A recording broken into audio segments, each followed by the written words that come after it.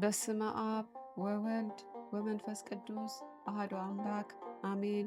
መጽሐፈ ሲራክ ምዕራፍ 5 ቁጥር 1 እስከ 8 የየዕለት የሕይወት መመሪያ። ገንዘብህን በከንቱ አትበትን፣ በቃኝ አትበል። የሰውነትህን ፈቃድ አትከተል። እኔ ኃይለኛ ነኝ ማንስ ይችለኛል አትበል። እግዚአብሔር በቀልን ይበቀላልና። ኃጢአት ሰርቼ ፍዳ አልተቀበልኩም አትበል። እግዚአብሔር ብዙ ዘመን ይታገሳልና። ስለ ኃጢአትህ ንስሐ መግባትን አትፍራ፣ የእግዚአብሔር ምሕረቱ ብዙ ነው። ኃጢአቴንም ይቅር ይለኛል እያልክ በኃጢአት ላይ ኃጢአትን አትጨምር።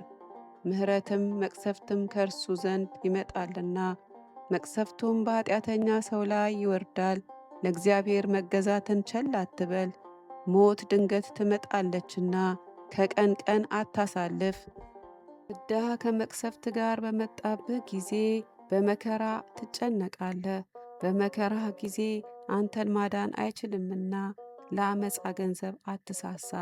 ወስብሐት ለእግዚአብሔር።